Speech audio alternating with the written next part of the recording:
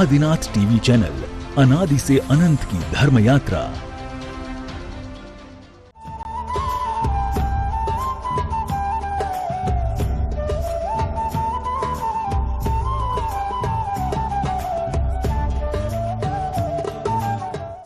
इस कार्यक्रम के पुण्यार्जक हैं श्री कंवरलाल जी महावीर प्रसाद जी, पाटनी, मदनगंज, किशनगढ़, राजस्थान।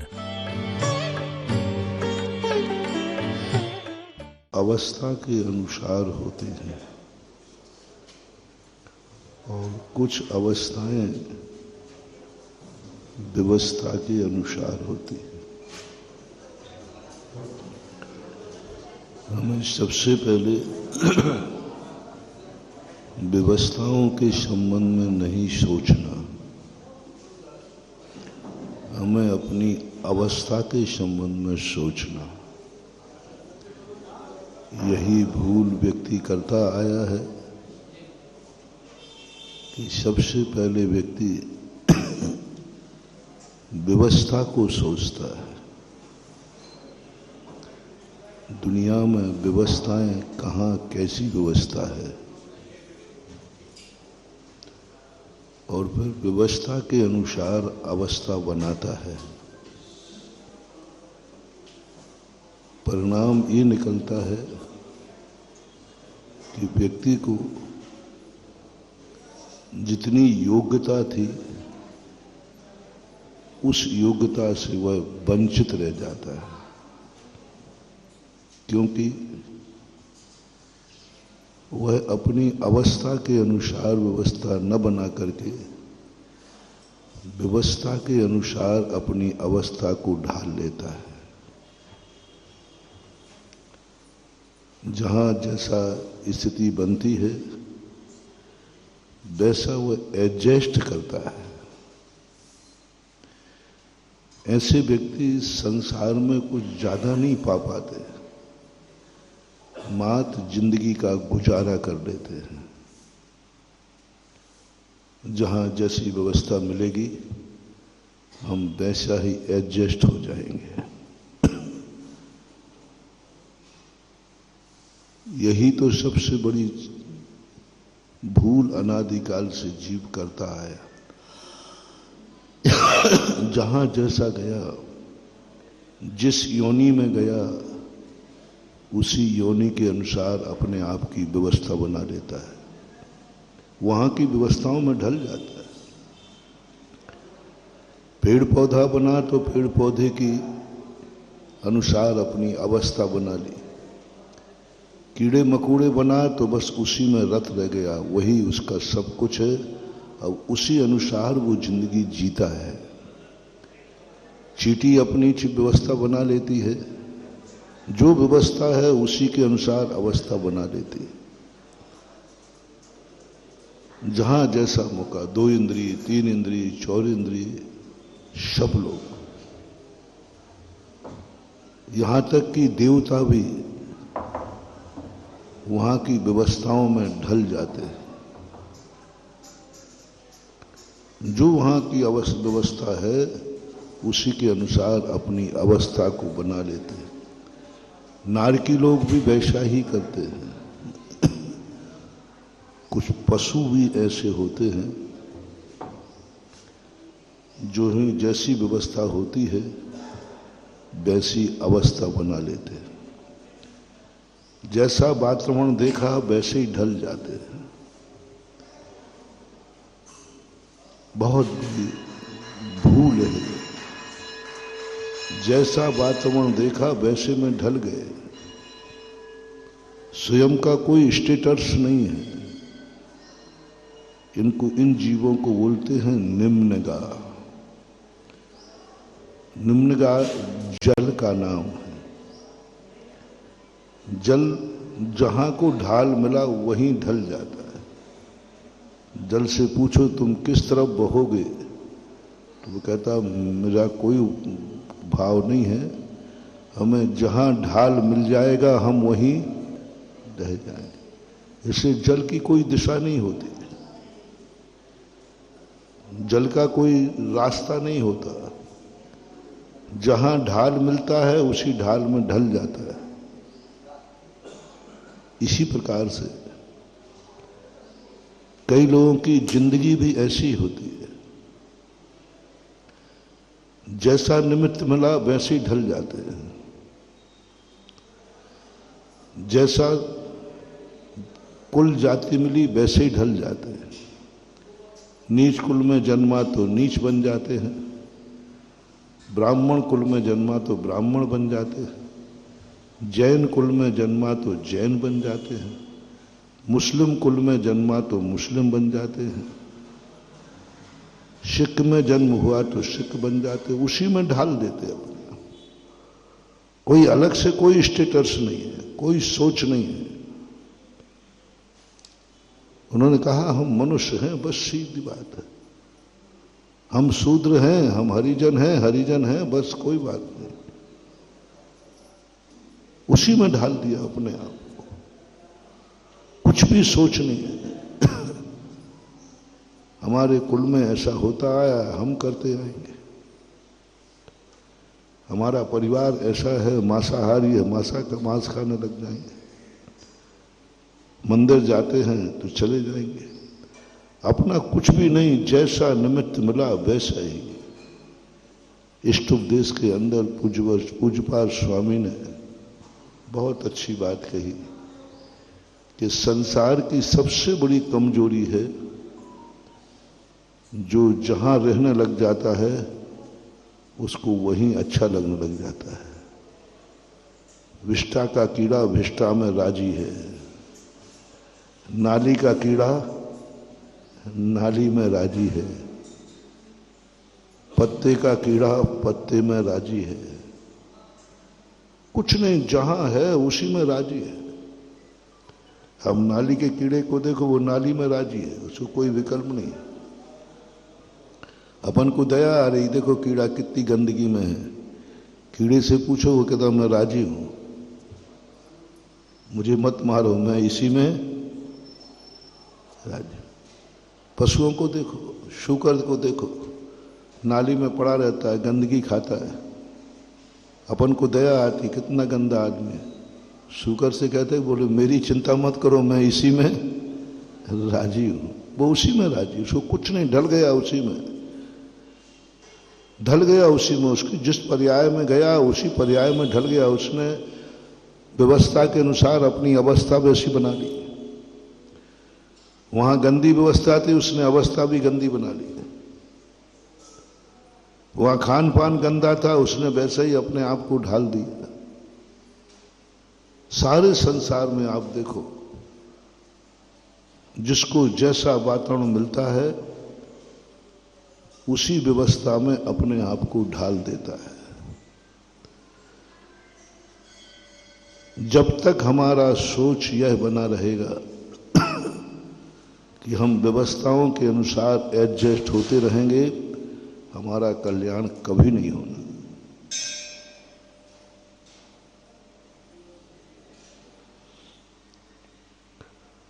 हमारे कल्याण की कभी भूमिका बनेगी नहीं, एक कदम भी आगे नहीं बढ़ोगे। इसे हमारे शास्त्रों में औदैक भाव कहते हैं। हमारे शास्त्रों में कहते हैं कि नियत की कठपुतली है, कर्मों के अनुसार नाच रहा है, इसका कुछ भी सोच नहीं है। पेड़ को कोई आएगा काट देगा, कट जाएगा। कोई पानी दे देगा, हरा हो जाएगा। कोई जला देगा, जल जाएगा। कुछ नहीं, उसका कोई सोच। उससे पूछो हम तेरी क्या इच्छा है, बोले मेरी तो कोई इच्छा नहीं, जो हो रहा है सो हो रहा है। मात पशुओं में कुछ पशु होते हैं, वो भी नहीं, पशु पर्याय में जन्मते हैं, लेकिन वो पशुओं के अनुसार नहीं ढलते हैं, वो अपने अनुसार पशु को पर्याय को ढाल लेते हैं। ऐसे कुछ जानवर हुए।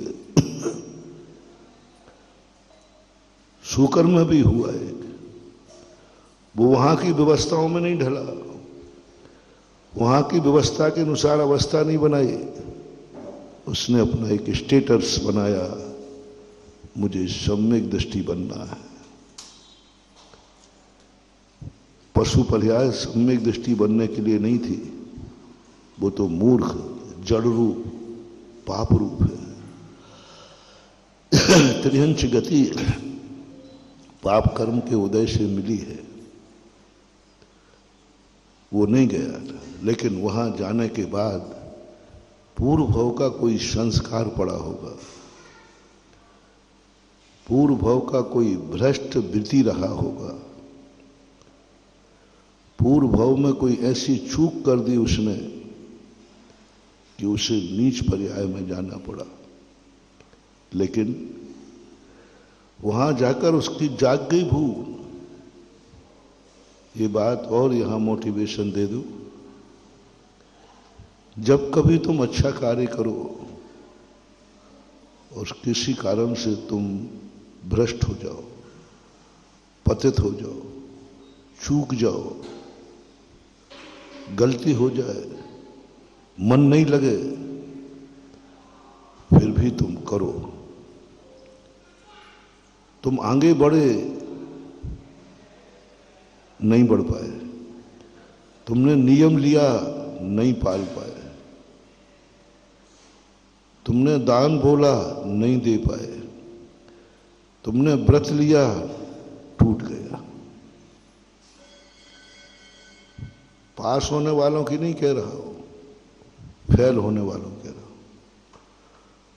अभी मैं पास होने वालों की चर्चा नहीं कर रहा हूं, फेल होने वाले जो हर कार्य में फेल, नियम लेते ही टूट जाता है, व्रत किया टूट गया, किसी कार्य को करने गए फेल हो गए, मंजिल पे जा रहे थे, रास्ते में नहीं पहुंच पाए, एक्सीडेंट हो गया, विघ्न हो गया, लौटना पड़ा। कहीं जाने का मन बन रहा था, विघ्न आ गया, नहीं जा पाए। महाराज बनने का भाव बन रहा था, बनाते हो, बनाना चाहिए। महाराज भाव तो बना लूंगा लेकिन बन नहीं पाऊंगा, कोई बात नहीं, मैं ऐसे ही अपाहिज लोगों के लिए इंतजाम कर रहा हूं जो बनना तो चाहते हैं लेकिन बन नहीं पाएंगे। आप लोग भी आर्य का नहीं बन पाओ तो कोई बात नहीं चले, लेकिन बनने का भाव तो करो। हमारा जी बन ही नहीं पाना तो भाव क्या करना है, नहीं कोई बात नहीं, चलेगा। नहीं बन पाओ तो कोई बात नहीं, भाव तो करो।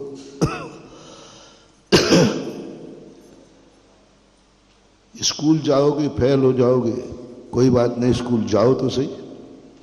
12 वर्षीय कोर्स चलता है ना, तो बहुत सारे लोग कहते हैं हमें कुछ भी समझ में नहीं आता महाराज, हम परीक्षा नहीं दे पाएंगे।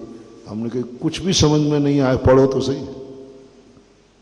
कुछ भी समझ में नहीं आए, पढ़ो। एक अक्षर समझ में नहीं आ रहा है तो पढ़ो। पढ़ते भी नहीं आ रहा है तो कोई बात नहीं, एक एक अक्षर को अपनी आंखों से देख लो। अब इससे ज्यादा और क्या करो, एक एक अक्षर को।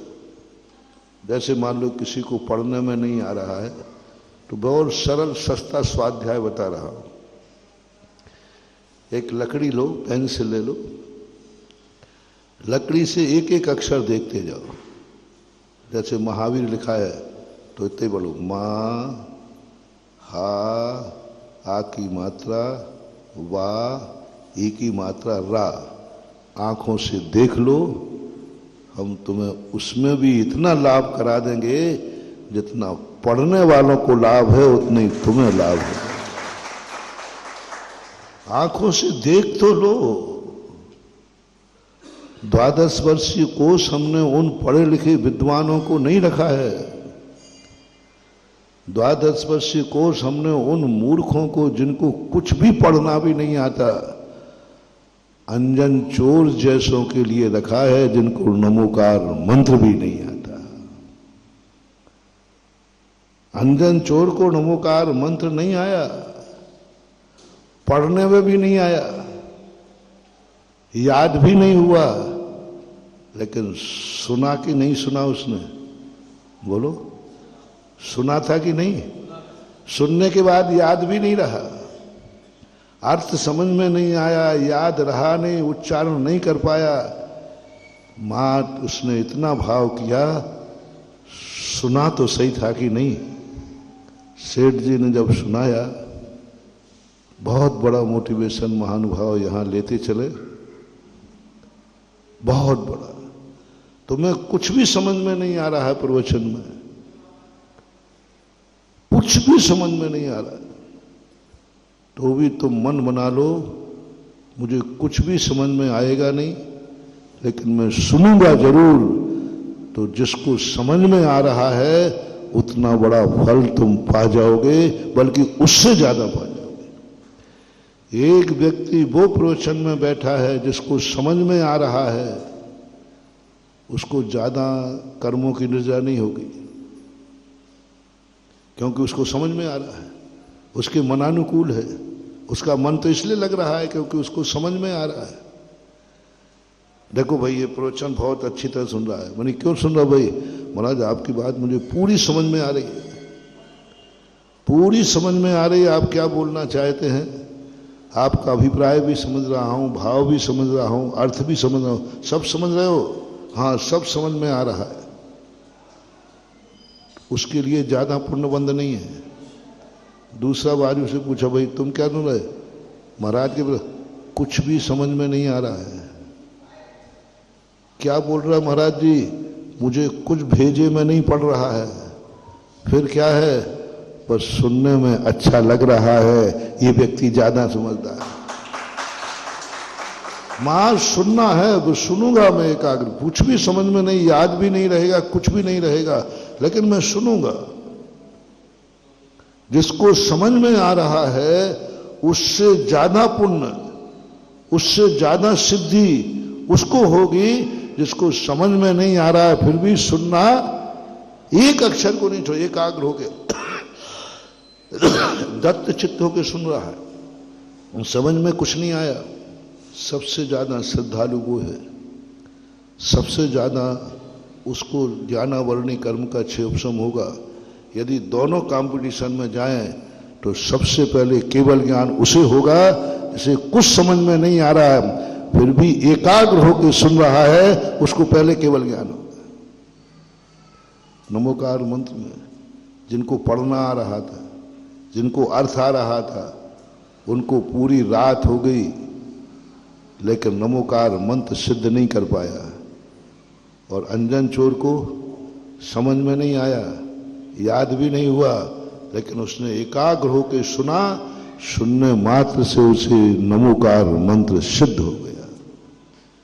इसलिए ये कभी नहीं सोचना कि मुझे समझ में नहीं आ रहा है। बस तुम्हें तो ये सोचना मेरे गुरु बोल रहे हैं, बस मुझे सुनना है। हमारे आचार्य श्री के श्रोता ऐसे ही थे। हमारे आचार्य श्री के किसी को प्रवचन समझ में नहीं आते थे पहले, बाद में तो आने लगे थे। किसी को कुछ भी समझ में नहीं आता था। वैसे हिंदी भाषा नहीं थी, और आचार्य श्री का प्रवचन बहुत ऊंचा होता है। वो तो साहित्यकार थे। कहीं से कोई कहानी से शुरू करेंगे, कुछ भी नहीं। लोगों से सभा में बैठे हुए 70-80% लोगों से पूछ लेना कि महाराज जी क्या बोल रहे हैं। बोले चुप रहो, डिस्टर्ब मत करो, क्या समझ में आ रहा है? बोले समझ में कुछ नहीं आ रहा है। क्या महाराज बोल रहे हैं ये तो आप महाराज से पूछ लेना, लेकिन बस मुझे सुनने में बहुत अच्छा लग रहा है, बस सुनते जाओ। महाराज बोल रहे हैं, बस मैं सुन रहा हूं। बस 70-80% महाराज जी की सभा में ऐसे ही श्रोता थे। बस उनका बोलना अच्छा लगता था, बस कानों में शब्द आ रहे हैं ना, क्या है, कुछ लेना देना नहीं। यानी 70-80% अंजन चोर जैसे श्रोता होते थे हमारे आचार्य जी की सभा में, और उनको सिद्धि हो जाती थी, उनका कल्याण हो जाएगा। उसकी श्रद्धा ज्यादा है, क्योंकि समझ में नहीं आ रहा है फिर भी सुन रहा है, उसकी श्रद्धा ज्यादा है। इसलिए महानुभाव, शास्त्र को स्वाध्याय करो, कुछ भी समझ में मत आने दो, द्वादश वर्षीय कोष पढ़ने वाले जो दूर भाग रहे हैं उनसे मेरा कहना है, तुम्हें जनवाणी का कुछ भी समझ में नहीं आए, बिल्कुल भी समझ में नहीं आए, बस तुम एक नियम ले लो कि शास्त्रों में जितने अक्षर लिखे हैं मैं अपनी आंखों से उसे देखना चाहता हूं, बस कुछ नहीं करना, आंखों से देखना है बस। बस अपनी आंखों से एक एक अक्षर लाइन देखते जाओ पेन से लग करके। आपको उन समझदारों से पहले केवल ज्ञान होगा, क्योंकि आपकी श्रद्धा कितनी है। जो खोपड़ी में समझ में नहीं आया वो आंखों से समझ लिया, नहीं, गुरु की वाणी है, गुरु महाराज ने लिखे हैं अपने हाथ से ग्रंथ में, उन अक्षरों में मत अटका करो। महावीर शब्द जो है ना, जब मां बनाया होगा तो किसने बनाया होगा? महाराज ने। अब महाराज का उपयोग मां पे गया और उन्हें ऐसी लाइन खींची होगी मां की, ओहो जो गुरु महाराज ने मां लिखा उसको मैंने आंखों से देख लिया, ये श्रद्धा कम है क्या? अटूट, कभी नहीं घबराना। समझने की चेष्टा हो जाए, समझ में आए तो ठीक, नहीं आए तो कोई बात नहीं, कोई बात नहीं, पढ़ना है बस। मुझे पढ़ना है, द्वादश वर्षीय कोर्स हमें पढ़ना है। परीक्षा महाराज परीक्षा नहीं दे पाऊंगा, देना है। महाराज फेल हो जाऊंगा, हो जाओ। एक व्यक्ति को अच्छी तरह पढ़ने में आया, पूरा रट लिया, अर्थ आया और 95 नंबर लाया, 98 नंबर लाया, 75 नंबर लाया, सुनना। और एक व्यक्ति को समझ में नहीं आया, फिर भी उसका परीक्षा तो दूंगा, और वो 10 नंबर लाया। दोनों में से किसका केवल ज्ञान पहले होगा? एक 95 नंबर लाया और एक को कुछ भी समझ में नहीं आया, फिर भी परीक्षा तो दूंगा, चाहे भली 10 नंबर आए।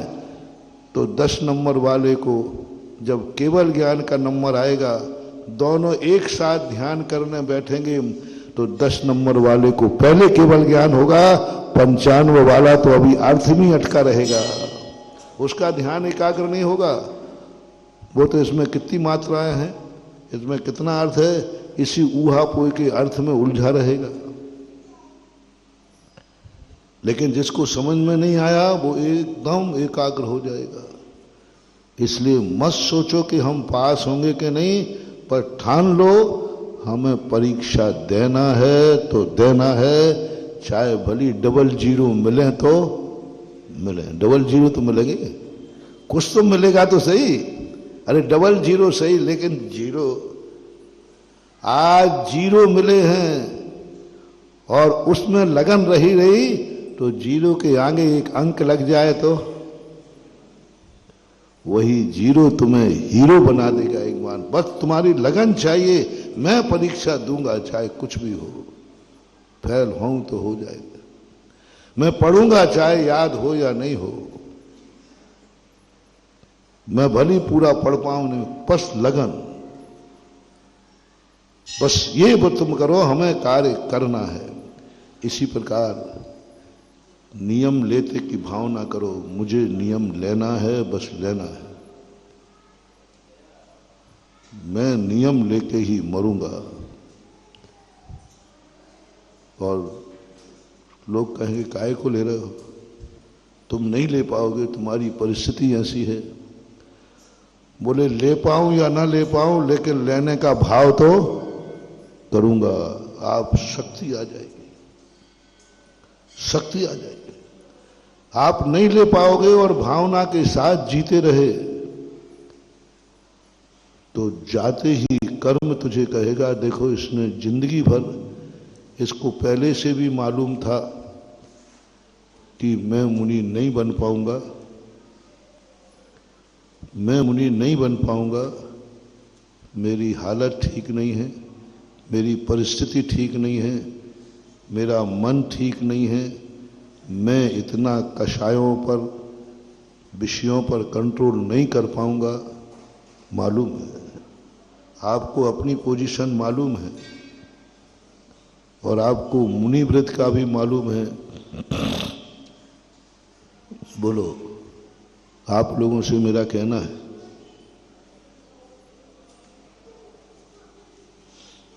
मैं तो मुनि व्रत पालने की शक्ति रखता हूं और पाल रहा हूं और पालूंगा। आप लोगों में मुनि व्रत पालन करने की शक्ति है, पाल लोगे? हाँ? राकेश, हाँ? नहीं पालो? शैलेंद्र, सुनील, बोल, सही सही बोलते जाना। तुमने हाँ कहा और हमने तुरंत अभी केस लॉन्च कराए। हाँ बोल रहे, हाँ बोलो भाई। आगे वाले, हाँ तलवाड़ा वाले पाल लोगे मुनि व्रत? तो बोलते जाओ, अच्छे से बोलो। पाल लोगे? पार्लर होगा तो फिर आ जाओ जल्दी। कोई हाथ उठा रहा हो जो मुनि व्रत पाल सके? छोकरो तुम लोग? हाँ इतने, हाँ सही, हाथ जोड़ने में फायदा है। कोई है? ऊपर नहीं पूछ रहा हूं, ऊपर तो हाथ उठ जाएंगे अभी हाल नहीं है। आप लोगों के आर्य का व्रत पाल लोगे? माँ जी, आर्य का व्रत पल जाएगा आपसे?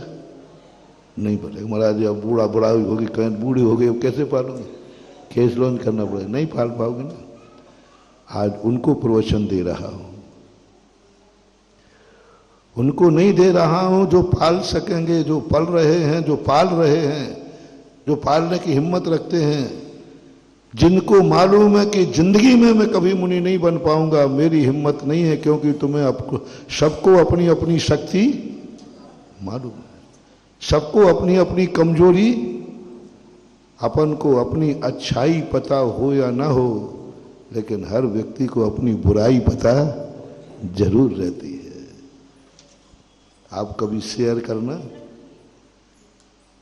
कितने लोगों को हो जिनको अपनी अच्छाई पता नहीं हो, लेकिन हर व्यक्ति को अपनी बुराई जरूर पता रहती है कि मेरे में ये कमी है। अपनी ताकत का ज्ञान किसी को हो ना हो, लेकिन अपनी कमजोरी का ज्ञान जरूर सबको होता है।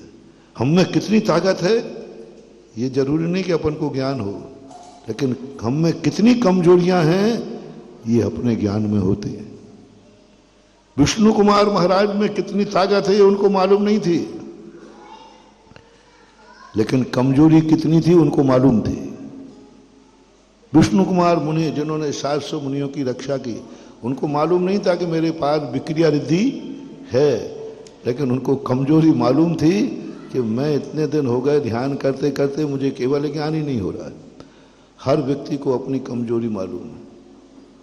हमें अपनी कमजोरी मालूम है कि मैं अरहंत नहीं बन पाऊंगा इस भाव में, क्योंकि मुझे मालूम है कि मेरा संगनन हीन है, मैं शक्तिहीन हूं। आपने किस बल पर कह दिया? आप क्या कल मुनि नहीं बन सकते हो? आपने ऐसा क्यों कहा कि आप सर्वज्ञ हो? आपके पास इतना ज्ञान कहां से आ गया? अरे आज नहीं बनोगे, कल नहीं बन पाओगे, ये तुमने मना कैसे कर दिया? ठीक है, आज नहीं बनना है, इतना तो बोल दो कि कल बनूंगा। अरे महाराज जी, कल का भी मुझे मालूम है। अरे मरने के पहले बनोगे? अरे महाराज जी आप समझो, मुझे मरने के बाद तक का पता है। नहीं बन पाओ? कैसे बोल रहे, किस बल पे बोल रहे हो? इतना कह दो कम से कम, महाराज जी आज तो नहीं, आज तो अब आपने आकस्मिक पूछ लिया है, तो अभी मैं तैयारी करके नहीं आया हूं, वो बैंक में हस्ताक्षर भी करना है, बेटा बेटियों का इंतजाम भी थोड़ा परिवार की व्यवस्था करना है, इसलिए, लेकिन मैं मरने के पहले बनूंगा जरूर।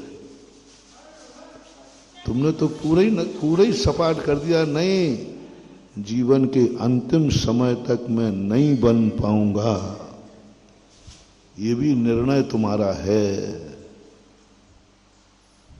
हम कहें कि थोड़ी गुंजाइश रख लो, इतना कह दो महाराज जी प्रयास कर रहा हूं, भावना तो है, कल की तो मना नहीं करता हूं, लेकिन आज नहीं बनूंगा।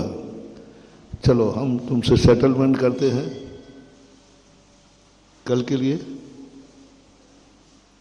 अगली साल के लिए, 10 साल बाद, 25 साल बाद मर रहे हो जब। नहीं महाराज, नहीं कह पाऊंगा, क्योंकि तुम्हें अपनी कमजोरी मालूम है। तुम्हें अपनी कमजोरी, बस कमजोरी ने तुम्हें सर्वज्ञ बना दिया। कमजोरी ने तुम्हें घोषणा करा दी, नहीं बन पाऊंगा महाराज, काहे को बेफालतू व्यर्थ में कहा बात करो, नहीं बन पाऊंगा, क्योंकि हमारी कमजोरी हमें मालूम है। और बात सही है, जो तुम बोल रहे तुम्हारी बात गलत नहीं है। वह कमजोरी तुम्हें जीवन के अंत तक नहीं बनने देगी, ये तुम्हारा सोचना गलत नहीं है। मुझे विश्वास है, थोड़ी सी भी उम्मीद तुम्हें होती कि मैं कल बन सकता हूं, तो आप ये नहीं बोलते कि महाराज मैं नहीं बनूंगा। तो मैं कहते महाराज जी आज तो नहीं, लेकिन बन सकता हूं। अपने आप मुंह से निकलता, क्योंकि तुम धर्मात्मा हो, क्योंकि मैं तुम्हें सम्यक दृष्टि मानता हूं, क्योंकि तुम्हें मैं अपना भक्त मानता हूं। मेरे भक्त के मुख से गुरु पूछे और ना निकल ही नहीं सकता। मैंने ये नहीं पूछा कि मुनि बन रहे हो क्या, मैंने पूछा है कि मुनि बनोगे क्या। मैं बोला जो जो आज आए हैं सबको मुनि बनना है, ये नहीं कहा। ये कहा मुनि बनोगे क्या, भविष्य के लिए कहा। तो मुझे अपने भक्तों पर विश्वास है, मेरी आवाज पर कभी मना नहीं कर सकता, ना निकलेगा ही नहीं। मुझे बहुत विश्वास है अपने भक्तों पर कि मेरे भक्तों में यदि थोड़ी भी ताकत है, 10% भी यदि उसको हौसला है, तो वो गुरु से हाँ कह देगा, हाँ महाराज बनूंगा। मैंने कई बार देखा, निमियों में देखा, दान में देखा। कई बार व्यक्ति की थोड़ी भी संभावना हो उसको कि मेरा यहां से पैसा आ सकता है, ये धंधा इतना चल जाए तो कुछ पैसा, उस दम पर वो दान बोल देता है। अभी उसकी हैसियत नहीं है, आज उसकी हैसियत नहीं है, थोड़ी सी उम्मीद है, एक प्लाट पड़ा है और थोड़ी चर्चा में भी है कि वहां से हाईवे निकलने वाला है। देखना वहां से क्या निकलने वाला है, हाईवे निकलेगा तो प्लाट के दाम अभी निकला नहीं है, थोड़ी शुक्र पुकर है, थोड़ा सा संभावना है, उतने पर भी मेरा भक्त दम लगा देगा। 10% उम्मीद है, थोड़ा सा उम्मीद है कि वहां से अर्निंग हो सकती है। ये धंधा इस प्रकार से चल जाए तो बड़ा संभावना तो है। मुझे विश्वास है, आप कैसे हो वो आप जानो। मुझे तो अपने भक्त पर विश्वास है कि उसको 10% भी उम्मीद है, और मैंने उसको इशारा किया है तो पट्ठा कूद जाएगा। बोले जो है सो है महाराज, आपने कहा है तो हाँ है, ना नहीं करेगा। 10% उम्मीद पर ना हाँ कह देगा वो।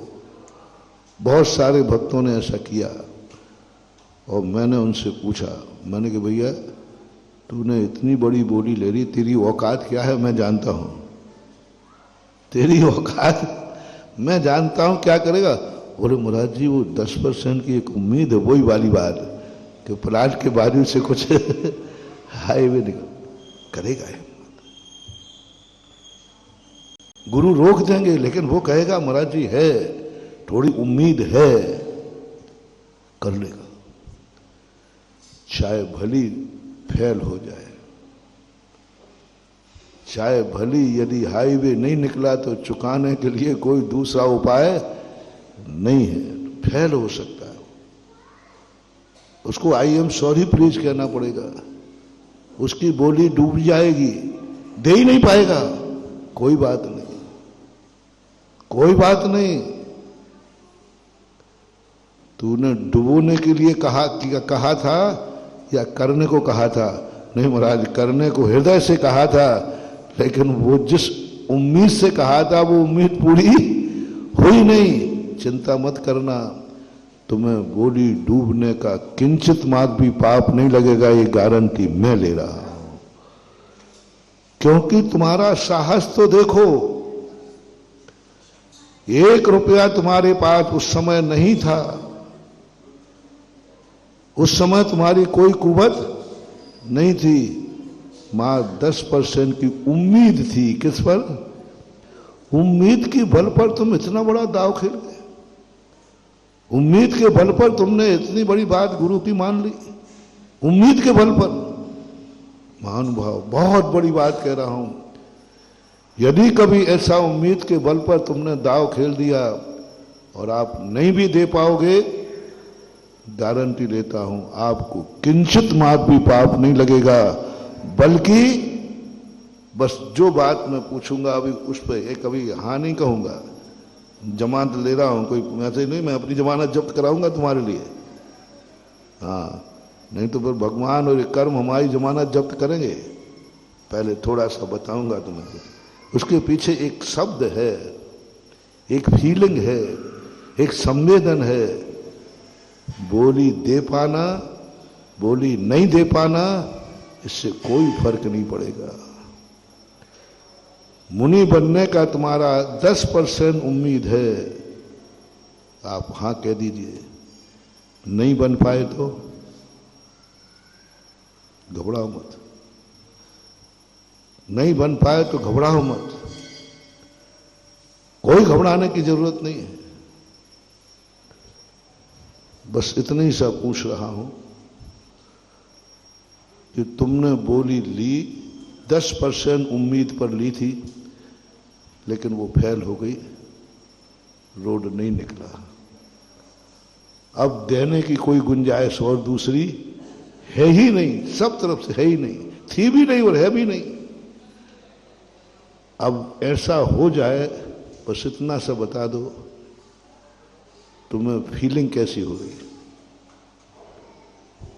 अच्छा हुआ बच गए। खेद है कि देखो मेरी किस्मत ने साथ नहीं दिया, मेरे जरूर कोई पुण्य में कमी रही है, आज मैं उम्मीदों में फेल हो गया। बस इतनी सी फीलिंग कर लेना। मैं तुम्हें वो आशीर्वाद दे रहा हूं कि इस पर्याय में मरने के बाद जैसे तुम ऐसे अमीर बाप के जन्मोगे कि तुम्हारे जन्म पर जितनी तुमने बोली ली है, छोड़ी है, उससे कई गुनी वो तुम्हारे जन्मोत्सव पर तुम्हारा बाप बोली लेगा। तेरे जन्म पर मान लीजिए तुमने 10 लाख रुपए का, 50 लाख रुपए का मंदिर बोल दिया, बोल नहीं बन पाए, नहीं दे पाए। लेकिन तुम्हें खेद हो रहा है कि बस मुझे खेद है कि मेरी किस्मत ने मेरा साथ, पश्चाताप, बस इतना ही पश्चाताप काफी है। बोली नहीं देना कोई जरूरी नहीं है, मत दो। महाराज फिर निर्माल का दोष नहीं आएगा, मैं जमानत ले रहा हूं ना तुम्हारी। इतने मात पर कि मेरी किस्मत ने साथ नहीं दिया, उम्मीद तो थी, इसका मुझे क्या है बोलो ना, खेद बर अंदर से खेद कर लेना। तुम ऐसे अमीर बाप के जन्मोगे कि तुम्हारे जन्म उत्सव के उपलक्ष्य में वो 1 करोड़ रुपए का दान बोलेगा। तुमने यहां कितने की बोली छोड़ी थी, नहीं दे पाए? 50 लाख की। वहां पिता ऐसा पुण्य करेगा कि तू वो भव्य आत्मा, तेरी उम्मीद नहीं थी, तेरे पास पैसा नहीं था और धर्म के लिए इतना बड़ा दांव खेल दिया। पापी लोग ये दांव खेलते हैं कि नहीं? बोलो, खूब खेलते हैं पापी लोग। जुआड़ी 10% की उम्मीद पे तो वे करोड़ के दांव फेंक देते, वो फेंक देते, वो भी नहीं चुका पाते, वो बात अलग है, लेकिन फेंकते हैं। पैसा नहीं है, कहीं से उम्मीद हो तो दांव फेंक देते हैं। जब पापी लोग इतना बड़ा दांव खेल सकते हैं पाप के लिए, और वो भी नहीं चुका पाए। हमने तो दाव खेला है धर्म के लिए कि ठीक है। नहीं, मैं कमेटियों से कहता हूं, कई बार ऐसे केस मेरे सामने आते हैं कि लोगों ने कभी दान बोल दिया, लेकिन आज उनकी हालत ठीक नहीं।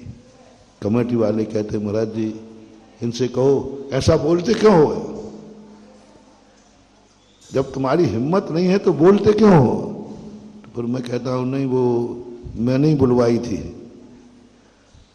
तो फिर महाराज जी आप चुकाओ। हाँ चुका दूंगा। वो तो बेटे का कर्जा बाप चुकाता है, भक्त का कर्जा महाराज चुकाता है, भक्त है ना, क्या बात है।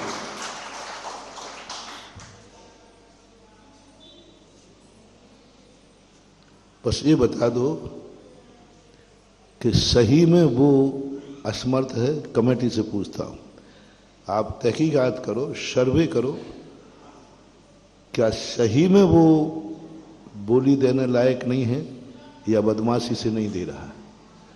पापों के लिए पैसा है, जुआ के लिए पैसा है, अय्यासी के लिए पैसा है, और दान की बोली चुकाने के लिए आनाकानी कर रहा है, तो इनकी जमानत नहीं लूंगा। हाँ, इनकी जमानत लेने पर तो मैं और उल्टा फंस जाऊंगा। कमेटी कहती नहीं महाराज उसकी हैसियत अब नहीं है, हैसियत थी भी नहीं और अब तो उसकी हैसियत है ही नहीं, सही में वो नहीं दे पाएगा। बस मैंने कहा ये बात तो पक्का है, पक्का है। तो सामने वाले से पूछता हूं क्यों भाई क्या बात है। महाराज जी बहुत दुख है, बहुत दुख है कि मैं बड़ी मुश्किल से धर्म के भाव हुए थे, लेकिन मेरी किस्मत ने मेरा साथ नहीं। तो लिया क्यों तुमने। बोले महाराज थोड़ी उम्मीद थी। क्या बोल देना महाराज, मैंने इस बल पे ले लिया कि उम्मीद थी, वहां से क्या निकलने वाला था, बस इस उम्मीद पे ले लिया तो नहीं निकला। बोले महाराज नहीं निकला, नेताओं ने दूसरी तरफ से निकाल दिया। होता है ऐसा। बस बेटा मैं जमानत लेता हूं तुम्हारी, मैं तुम्हारी बोली कैंसिल कराई, मैंने कई जगह कैंसिल कराई। तो वो कहते महाराज जी पाप कितना लगेगा। मैंने कि बिल्कुल नहीं, गारंटी मेरी है। बस तुम्हें पश्चाताप होना चाहिए कि मैं धर्म का कार्य करने गया और कर नहीं पाया। जाओ तुम्हारा ऐसी अमीर के, एक ऐसे अमीर के यहां जन्म होगा जिसकी बात मैंने कही, जो पिता तुम्हारे जन्म पर करोड़ों मुद्राएं दान बोलेगा। वो उसने नहीं बोला है, पूर्व भव का जो बेटा गर्भ में आया है, पूर्व भव के बेटे का जो जन्म हुआ है, उसकी अतृप्त भावना ने बुलवाया है कि पापा बोलो। हिम्मत की बात है। नियम लेने में भी भाव करो, हो सकता है भाव पूरा हो जाए। यदि थोड़ी भी उम्मीद हो, एकदम सीधा नहीं नकारना, थोड़ी भी उम्मीद दिख रही हो, हाँ पूरी उम्मीद नहीं है, खेती नहीं है, प्लाट ही नहीं है, तो क्या हाईवे करेगा। प्लाट ही नहीं है तो क्या, प्लाट हो तो हाईवे से मूल्य बढ़ सकते हो, यहां तो प्लाट ही नहीं है, कुछ है ही नहीं, फिर नहीं बोलना, फिर नहीं बोलना, क्योंकि उम्मीद ही नहीं तो हम बोलेंगे क्या। और ना फ्यूचर में कोई उम्मीद दिख रही है तो फिर नहीं बोलना। और थोड़ी भी उम्मीद दिख रही हो, छोटे बालकों से मेरा कहना है, जी महाराज का ससंग आगमन हुआ है इस भूमि पर। ये वो भूमि है जब भी किन्हीं साधु संतों का आगमन कुंडलपुर के बड़े बाबा या हनुमान ताल के बड़े बाबा की ओर होता है, तो सिग्रामपुर नगर में जरूर साधु संघ का आगमन होता है। और बाकी के सभी लोग यहां जो खड़े हुए हैं सभी अपने स्थान पर बैठ जाएं। भैया सभी अपने स्थान पर बैठ जाएं, प्लीज निवेदन है, सभी अपने स्थान पर बैठ जाएं। आप लोग यहां से बच्चे सभी खड़े हो जाएं, पीछे बैठे खड़े हो जाओ बेटा, खड़े हो जाओ।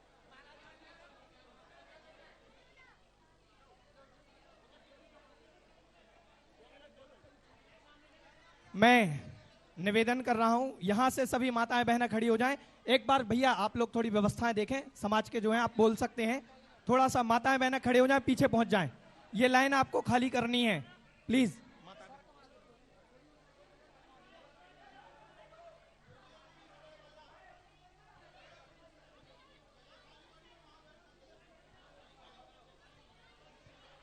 चलिए ये स्थान पूरा खाली करवा महाराज जी, शीघ्रता से। भैया ये पूरा स्थान खाली करवा। माताएं बहनों से निवेदन, थोड़ा सा और खिसक करके बैठें प्लीज।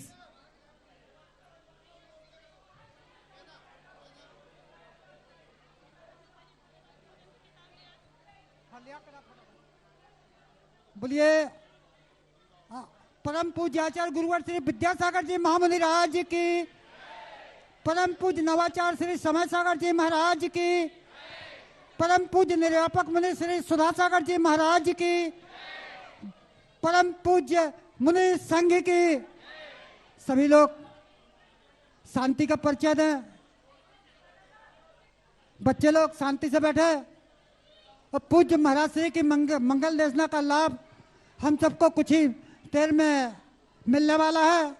मैं इस वातावरण को मंगलमय बनाने के लिए प्रतिभा स्थली में अध्ययनरत बालिका जो कि सिंग्रामपुर नगर की बालिका है मिष्टी जैन वो शीघ्रता से आए और आज का मंगलाचरण करें। प्रथम मंगलाचरण।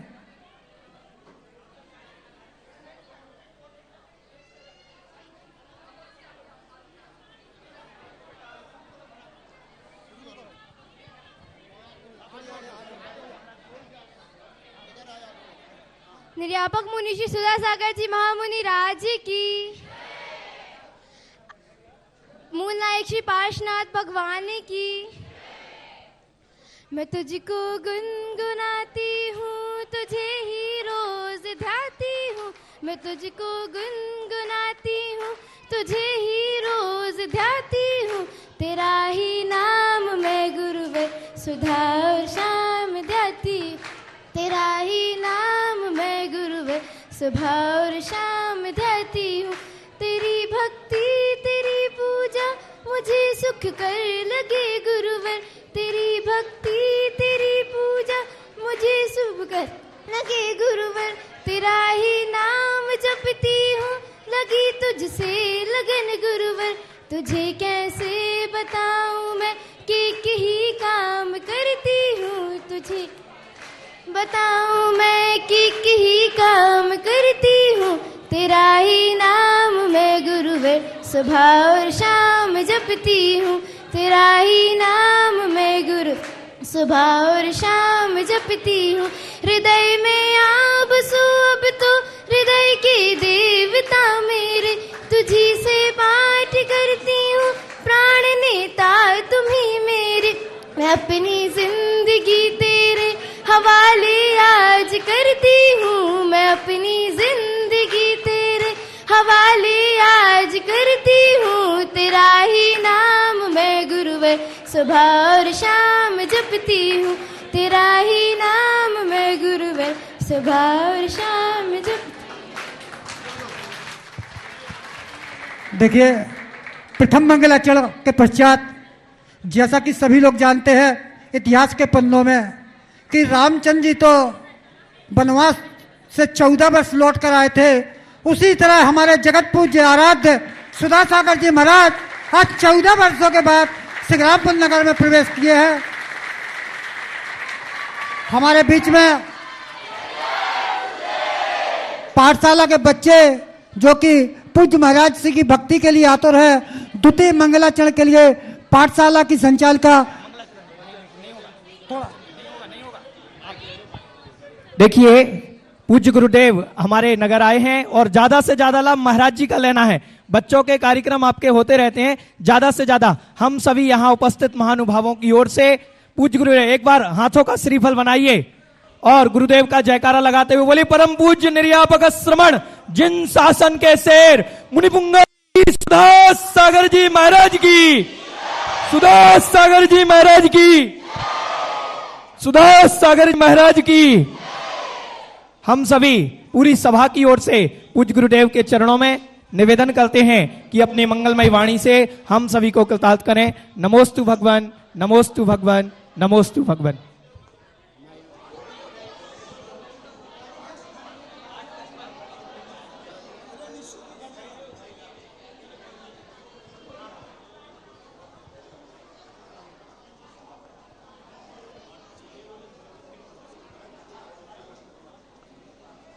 जय श्री ओम नमः सिद्धेभ्यः।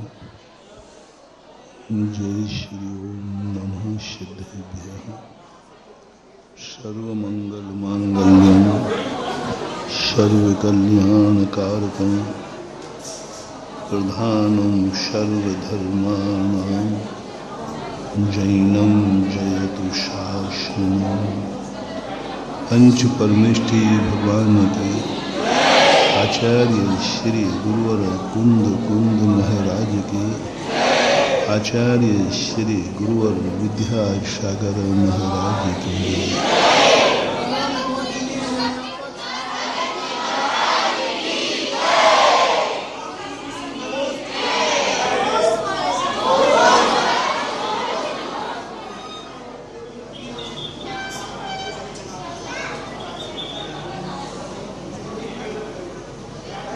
विचारों को जो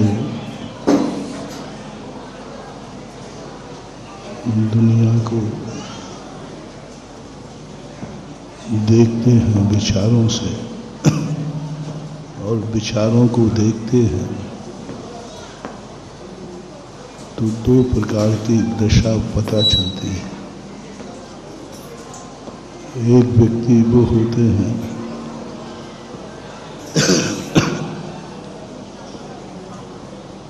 स्वयं गंदे होते हैं, दूसरों को भी गंदा कर देते हैं। स्वयं संसार में भटकते हैं, दूसरे को भी संसार भटकने के कारण बन जाते हैं। कभी द्वेष के रूप में, कभी राग के रूप में। रागी व्यक्ति का स्वभाव होता है वह सामने वाले रागी को पसंद करता है, और दोनों रागी जब मिल जाते हैं तो संसार फलने फूलने लग जाता है। द्वेषी व्यक्ति सामने वाले द्वेषी को पसंद करता है, और जो द्वेषी जहां मिल जाते हैं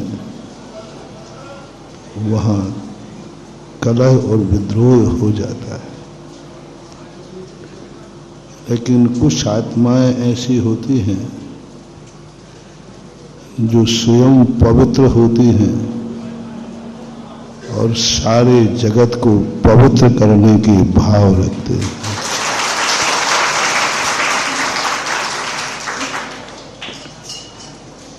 स्वयं अपने आप के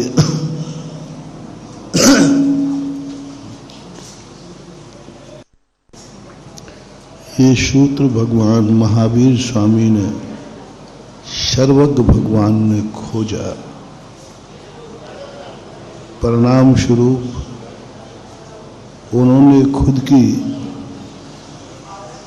और अपने फॉलोवर, अपने शिष्य की ऐसी चर्या बताई कि तुम खुद पावन हुए हो तो जाओ किसी एक स्थान पर मत रुकना, सारे जगत को घूम घूम करके पावन करो।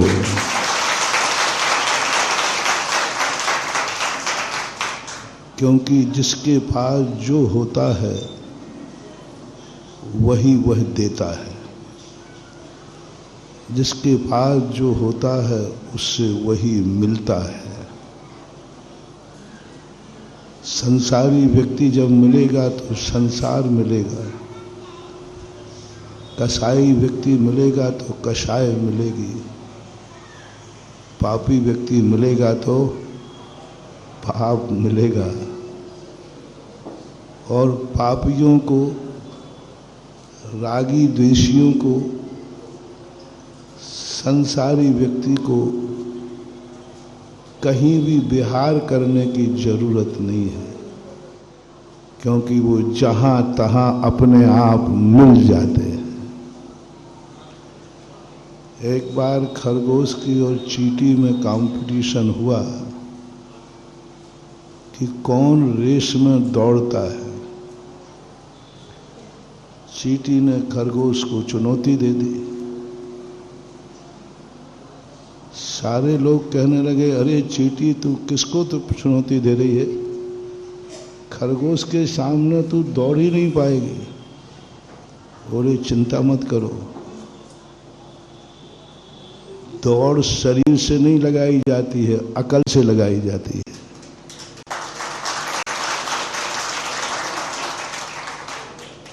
देख लो मैं सदा जीतूंगी।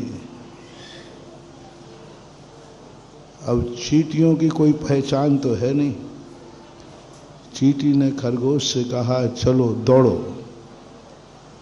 अब खरगोश दौड़ा, जम के दौड़ा।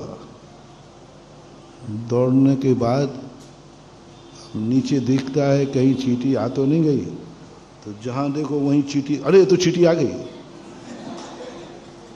क्योंकि चींटी की कोई अलग से पहचान तो। फिर दौड़ा, फिर देखा चींटी 2 कदम आगे चल रही थी। दौड़ते दौड़ते थक गया, लेकिन चींटी जीत गई और खरगोश हार गया। अब खोज हुई कि आखिर चींटी जीती कैसे, उसका तो कदम बहुत, कैसे जीती। तो पुरस्कार लेने के बाद चींटी कहती है, वो चींटी तो वही है, मेरा तो सारे जगत में राज्य है, जहां जाओगे वहीं चींटी मिलेगी। ये खरगोश बाबू जहां देखते थे हम 4 कदम आगे चलते दिख जाते थे। ये कहानी हमें बहुत बड़ी शिक्षा देती है कि रागी द्वेषी संसार करने वाले लोगों को कहीं जाना नहीं है, क्योंकि वो तो जहां जाओगे वहां कोई ना कोई मिल ही जाएगा। इसलिए रागी द्वेषियों के घर होते हैं, संसारियों का ठाइया होता है, उनका मकान होता है, स्थायी होते हैं, उनका पता होता है। क्योंकि महावीर ने कहा तुम्हें कहीं जाने की जरूरत नहीं है, जो तुम्हारे पास है वो गोबरा में भी है, और जो गोबरा में है वो सिंग्रामपुर में भी है।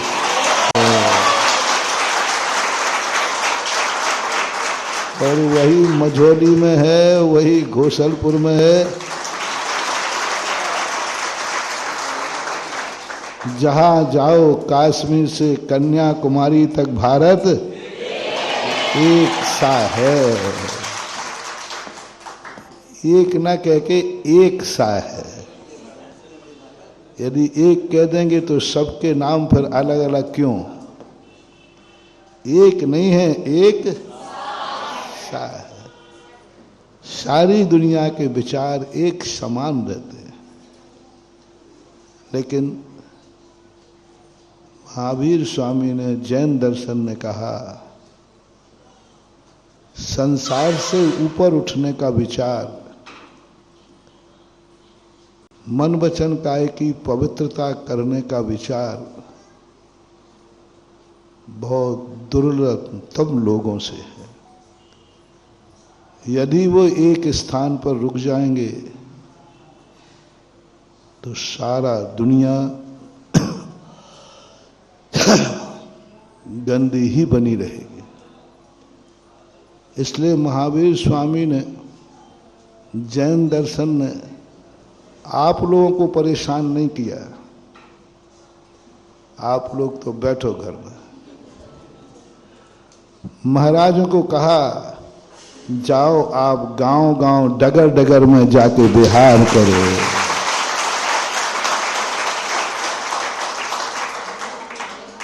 तुमसे नहीं कहा, तुमसे तो कहा बैठो बैठो।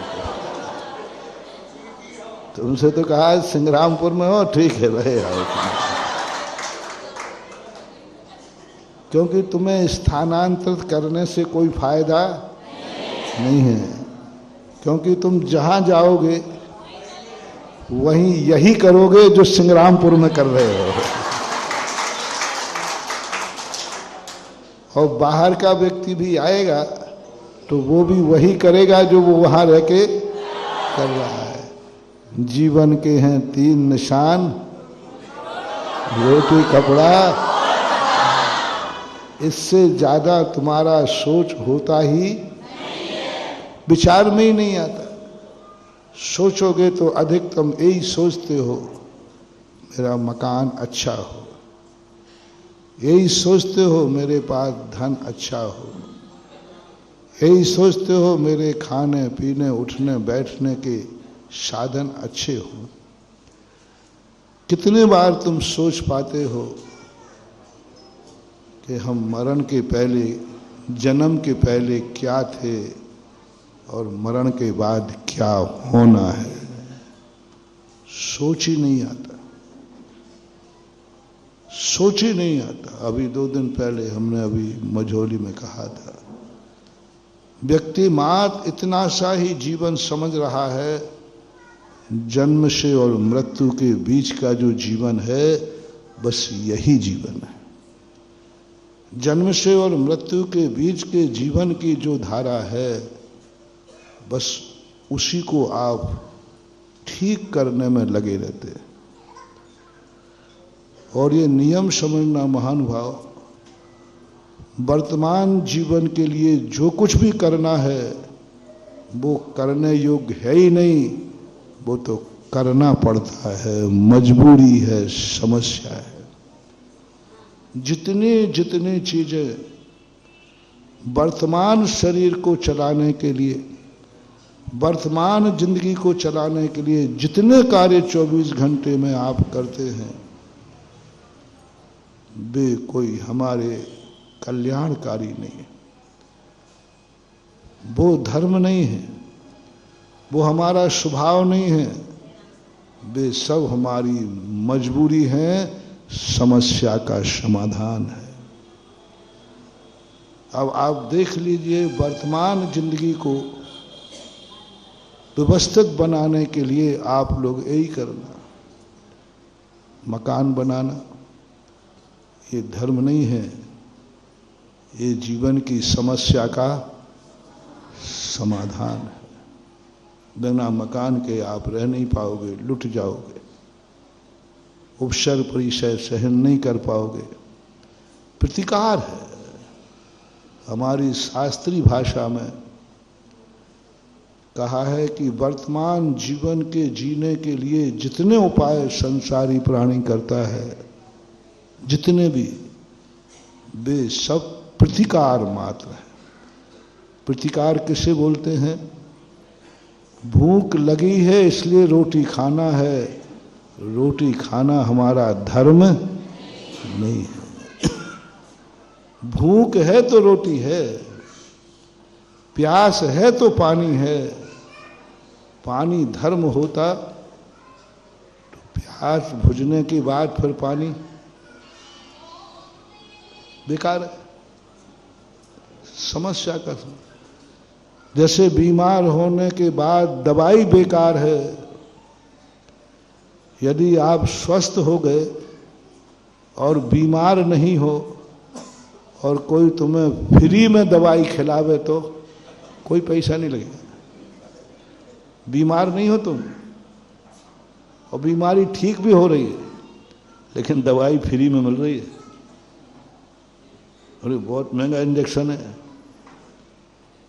बहुत महंगा इंजेक्शन है, 10,000 रुपये का है और वो फ्री में लगा रहा है।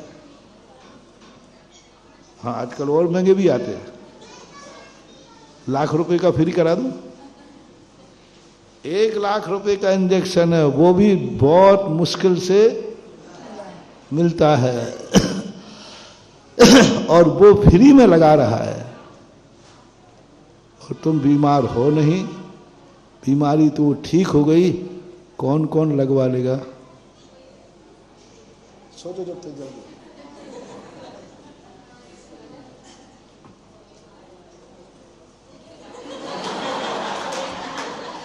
अरे भाई, लाख रुपए का फ्री का इंजेक्शन मिल रहा है। इससे सिद्ध है बीमारी होने पर लाख रुपया दे करके भी ले लोगे, लेकिन बीमार होने पर फ्री में भी नहीं लगाओ, क्योंकि वो दवाई है, समस्या का समाधान है।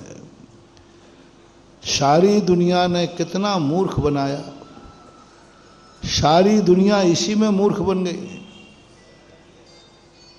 जितने भी वैक्सीन लगी हैं या जिनको कोरोना नहीं हुआ उनको लगी है, या जिनका कोरोना ठीक हो गया था उनको लगी। करोड़ों अरबों रुपए का व्यापार हो गया, और आज उस वैक्सीन का कितना नुकसान हो रहा है, क्योंकि वो स्वस्थ व्यक्ति को लगी है। वो बीमारी ठीक होने के बाद लगी है, और कोई भी दुनिया की दवाई हो, स्वस्थ व्यक्ति को वो बीमार व्यक्ति ठीक होने पर लगेगा तो उसका कोई ना कोई नुकसान तो करेगा।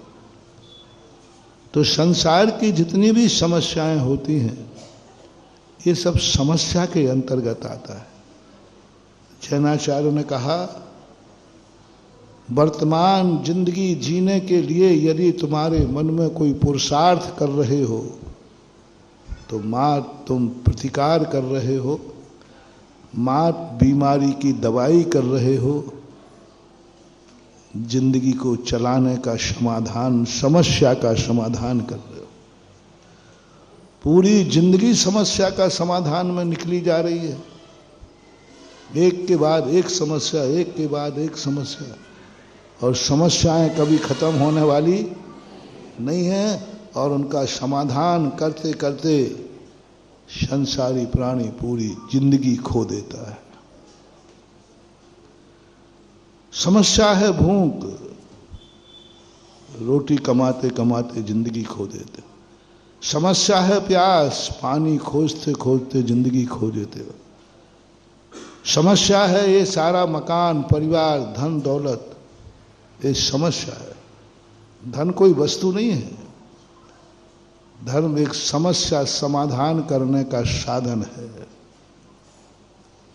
धन कोई वस्तु नहीं है, वो तो एक समस्या को साधन का समाधान है। और वही नोट यदि बंद हो जाए तो, जिस 500 को नोट को आप तिजोरियों में छुपा के रह रखे थे, और महिलाओं के हाल ही बुरे थे, और 500 के नोटों ने घर की महिलाओं को डाकू बना दिया। अब मैं क्या करूं, पेपर में पढ़ा था, मुझे क्या मालूम।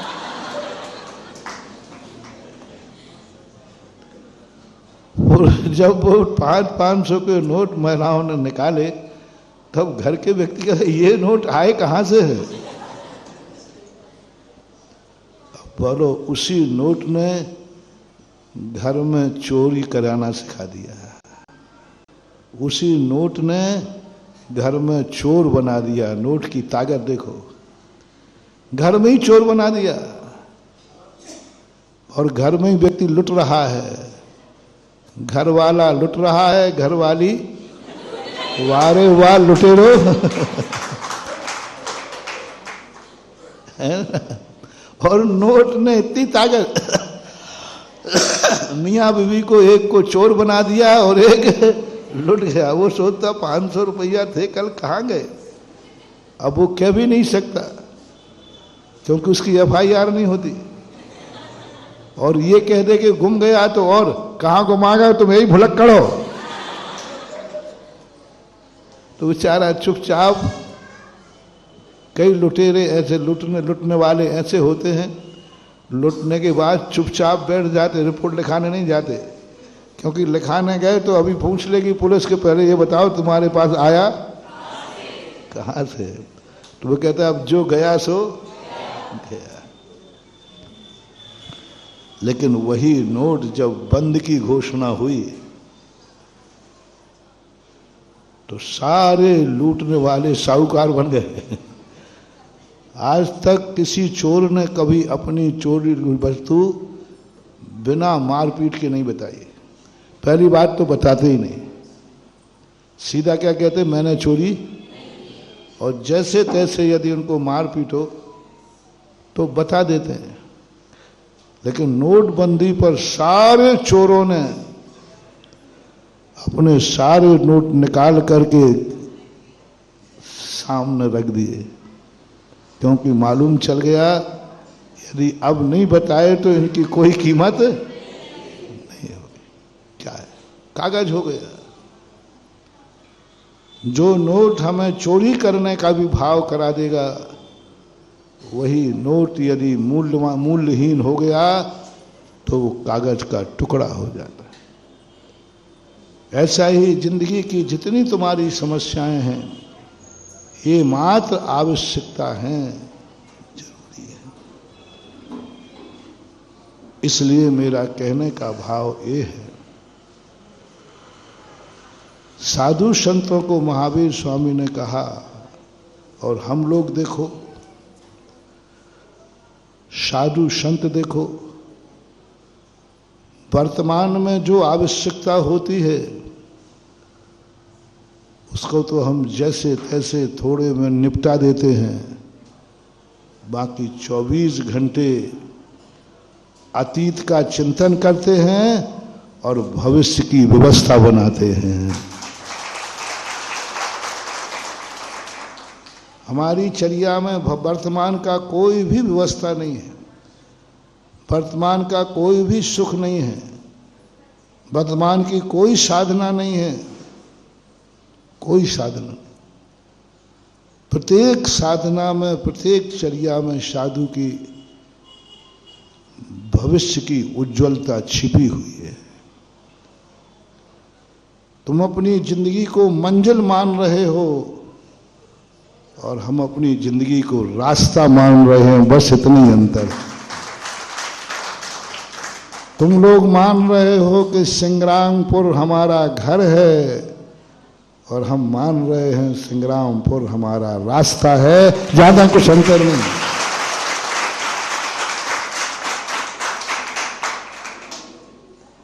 संग्रामपुर वही है, दूसरा नहीं है। तुम गाड़ी चलाते चलाते आते हो, कहते हो अपना घर आ गया ठाइया, मंजिल आ गई। मंजिल मान लिया बस तुमने कि यही हमारी मंजिल है। और साधु उसी नगर, उसी स्थान पर जाता है, वो उसको मंजिल नहीं, बोल दो ना, रास्ता मानता है। रास्ता मानता है, ठीक है रुक जाएगा, लेकिन कभी ना कभी, पिछली बार आया था कि नहीं, यहाँ आरी का गुणमती थी शायद, है ना। उस समय बरसात की थोड़ी मौसम भी था, इधर से आया था वो रास्ता। कोई चतुर्मास कर लेगा, लेकिन दिवाली के बाद जाएगा तो सही। बस जिंदगी का सबसे बड़ा रहस्य हम लोगों से जो महावीर ने कहा, तुम कभी अपनी एक मंजिल मत बनाना है, तुम अपना एक ठाइया मत बनाना, तुम अपना कोई एक पता मत बनाना। संसार में जिसका कोई पता है, जिसका कोई ठाइया है, जिसकी कोई मंजिल है, समझ लेना उसका कल्याण अभी बहुत दूर क्योंकि उसका पता है, उसको मालूम है कि हमारा घर कहाँ है, हमारी मंजिल कहाँ है, हमारा ठाइया कहाँ है, हमें वहां तक जाना है।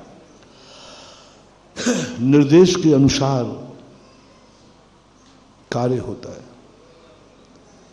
बहुत बड़ा मनोवैज्ञानिक सूत्र दिया है पूज्यवर उमा स्वामी महाराज ने तत्वार्थ सूत्र में। निर्देश किसी कार्य करते समय, किसी कदम उठाते समय, आंख खोलते समय, कोई भी कार्य करते समय ये बताओ तुम्हारा अभिप्राय क्या है, निर्देश क्या है, तुम क्या चाहते हो, तुम क्यों करना चाहते हो, लक्ष्य बताओ। निर्देश यानी लक्ष्य, निर्देश यानी तुम्हारा अभिप्राय है। तुम ये क्रिया क्यों करना चाहते हो? तुम्हारा जन्म हुआ, हाँ हो गया, क्यों? तुम जैन बने, क्यों? बस मैं जैन हूं, बस खत्म बात है। आगे क्यों बट परंतु क्या? मैं जैन हूं तो हूं, मेरा जन्म होना था सो हो गया। अब इसके लिए क्यों हुआ? अब कोई महाराज जी आप लोग पता नहीं कहाँ कहाँ की बात में फितूरी की सोचते रहते हो। हमने तो कभी नहीं सोचा। बोलो भाई, आपने जन्म लिया है कि नहीं पहले तो बताओ। थोड़ा संग्रामपुर से थोड़ा ज़्यादा परिचय नहीं इसलिए पूछ रहा हो। जन्म लिया है कि नहीं? सबका जन्म हुआ है। क्यों हुआ?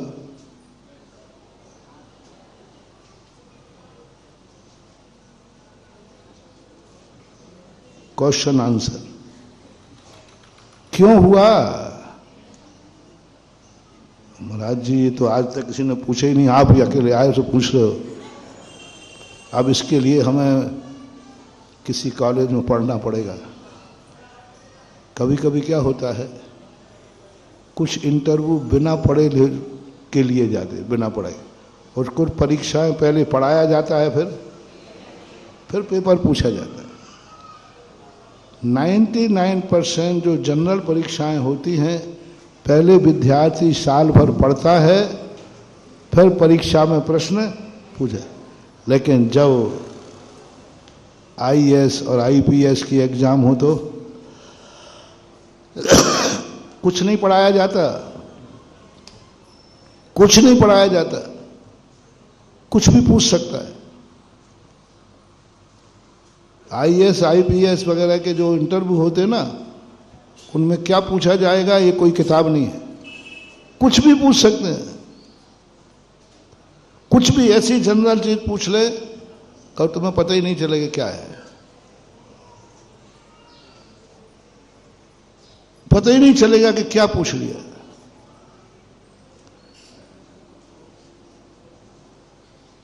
ऐसा ही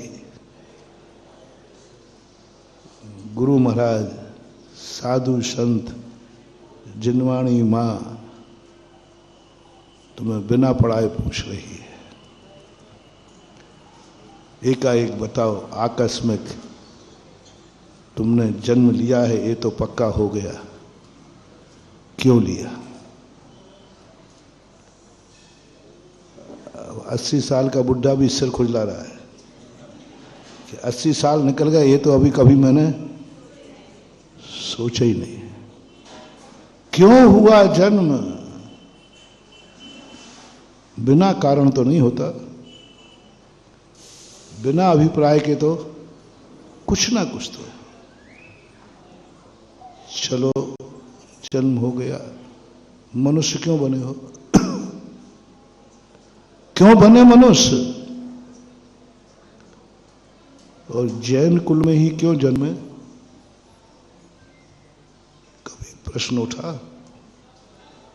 जन्म जाते कहीं भी, सारा संसार पड़ा है, कभी प्रश्न नहीं उठा जैन कुल में क्यों जन्मा हूं मैं। और प्रश्न उठाता हूं, कभी प्रश्न आया कि मेरा जन्म संग्रामपुर में क्यों हुआ, क्यों हुआ,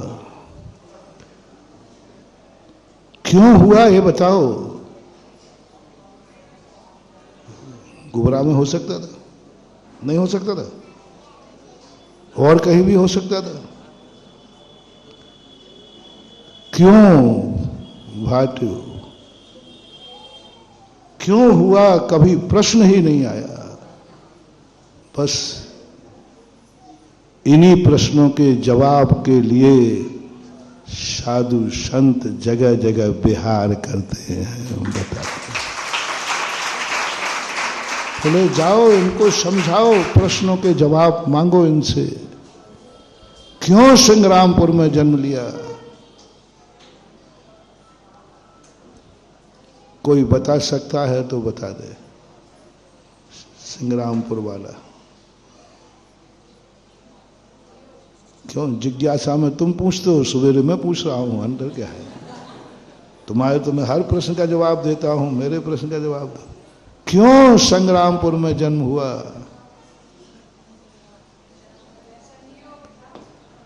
बहुत बड़ी बात है। आज तुम सोच रहे हो तो सोच लेते, यदि संग्रामपुर में जन्म इसलिए हुआ, गोबरा में इसलिए नहीं हुआ कि एक महाराज मझौली से चलेगा, वो गोबरा नहीं रुकेगा। मेरी किस्मत में संग्रामपुर लिखा है।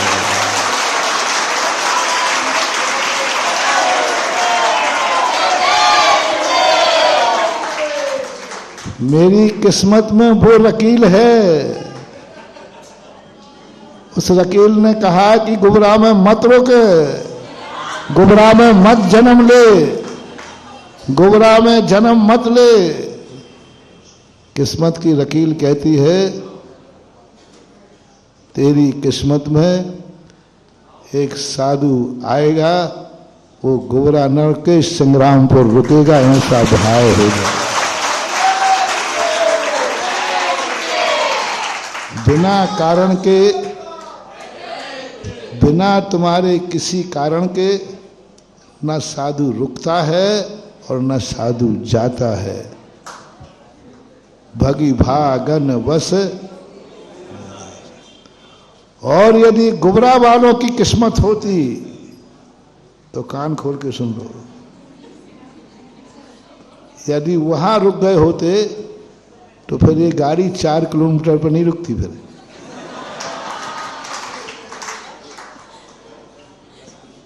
पता नहीं क्या हो जाता। ऐसा एहसास करो, किसी भी चीज को, जो भी तुम्हारे लिए खुशी का दिन आए, आनंद का दिन आए, आनंद उछले और कुछ ऐसा लगे कि आज मैं भाग्यशाली हूं, तो थोड़ा अतीत की तरफ ध्यान जाओ कि मेरा जैन कुल में जन्म क्यों हुआ। ऐसे नगर में जन्म जाते जहां आज भारत में ऐसे जैनी हैं गांव, जहां मुनियों का कभी विहार नहीं होता। भारत में कह रहा हूं, तीर्थंकरों ने विहार नहीं किए,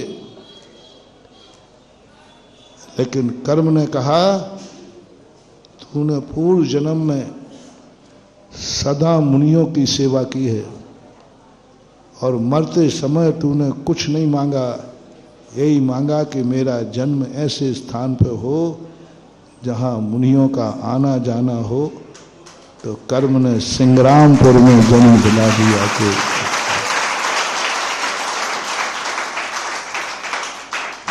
बिना कारण के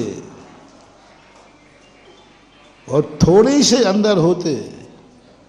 अभी और देख लो, अभी लोग बड़े मंदिर के दर्शन करने ही कह रहे थे और पुण्य का उदय। साधु 20 किलोमीटर चल लेता है, लेकिन सड़क छोड़ के आधा किलोमीटर चलाने में साधु को भारी हो जाता है, बहुत भारी हो जाता है। वैसे 2-5 किलोमीटर ज्यादा भी हो तो, लेकिन अंदर जाने के लिए ये और कर दिया कि लो मैं संतशाला धर्मशाला रोड पे ही बनाए देता हूं। कारण अतीत का। तो सम्यक दृष्टि वर्तमान की समस्याओं के समाधान में ही जिंदगी नहीं निकालता, समस्याओं के समाधान में बहुत कम टाइम देता है, बहुत कम, वो भी मजबूरी में देता है, बहुत कम समय देता है। क्योंकि वो जानता है कि जिंदगी की समस्याएं, इससे ना मेरा अतीत से कोई संबंध है और ना मेरा कोई भविष्य से कोई संबंध है। ये तो तात्कालिक समस्या आई, समाधान। कल तुमने रोटी खाई थी कि नहीं? मैंने भी खाई थी। आज का उससे क्या संबंध है? बोलो। आज ज्यों के त्यों हो कि कुछ अंतर है? कल खाने के पहले जैसे थे, आज खाने के पहले वैसे ही हो कि कुछ अंतर है? कल के भोजन से आज का कोई संबंध नहीं है, कोई संबंध नहीं। अच्छा, आज रोटी खा लोगे तो आज की रोटी का कल से नहीं, आज खिला देता हूं, कल फिर नहीं मिलेगी, कोई संबंध नहीं। आज रोटी खा ली तो उसका अतीत से संबंध नहीं है, आज रोटी खा ली तो उसका भविष्य से संबंध नहीं है, इसका संबंध मात्र वर्तमान से है, एक दिन से, वर्तमान का संबंध, कोई लेना देना नहीं अतीत से। जिंदगी की जितनी भी समस्याएं हैं आप देखना, उनका संबंध ना अतीत से होता है और ना भविष्य से होता है। जो जो वस्तुएं तुम्हें ऐसा महसूस हो कि यह उपलब्ध होने पर भी मेरा अतीत कोई काम नहीं आ रहा है, मेरा भविष्य भी काम नहीं आएगा, उसको अपनी जिंदगी का लक्ष्य मत बनाना, लक्ष्य मत बनाना, उसको समस्या का समाधान बनाना। समस्या का समाधान उसको करना, लेकिन ज्यादा टाइम नहीं देना, ज्यादा नहीं सोचना, बस थोड़े से में निर्देश रखो। जो मैंने कहा था, यदि तुमने ये मान लिया कि यही मेरा गांव है, यही मेरा ठाव है, यही मेरा मंजिल है, यही माँ बाप मेरा पता है, सब कुछ है, इसलिए गृहस्थ को मोक्ष नहीं होता। क्योंकि एक व्यक्ति के 2 पते होना, चिट्ठी कहां जाएगी? एक पता करो, एक निश्चित करो, या तो संसार में अपनी स्थायी मंजिल बनाओ या इस संसार को रास्ता बनाओ। तुमने स्थायी मंजिल बना लिया, गृहस्थ स्थायी मंजिल बनाता है, मेरा गांव है, मेरा ठाव है, मेरी मंजिल आ गई। आप हमेशा जब भी गाड़ी से आओगे 1-2 किलोमीटर पहले इसे क्या भाव आ गया? अब मेरा गांव, मेरी मंजिल आ गई। बस यहीं से शुरुआत होती है। जब जब तुम्हें ये भाव आवे, जीवन के समय मेरा जन्म हो गया, मैं जी रहा हूं, बस तुम्हारा, और जब तुम्हें ये भाव आ जाए ये मेरी मंजिल नहीं है, ये तो रेस्ट हाउस है। क्या है? घर में और रेस्ट हाउस में अंतर है कि नहीं? रेस्ट हाउस किसे बोलते? प्रतीक्षालय, विश्राम गृह, थोड़ा रुकने के लिए। घर नहीं बनाना। सम्यक दृष्टि इस संसार को घर नहीं बनाता है, रेस्ट हाउस बनाता है। इसलिए एक दिन वो अपने घर सिद्धालय में पहुंच जाता है। हम लोग रास्ते में चलते, कहीं तुम्हारे यही नहीं, बस एक ही संकल्प दिलाया दीक्षा के समय, तो भी संसार को अपना रास्ता मानोगे, चाहे चतुर्मास को रोको। इस कार्यक्रम के पुण्यार्जक थे श्री कंवरलाल जी महावीर प्रसाद जी, पाटनी, मदनगंज, किशनगढ़, राजस्थान।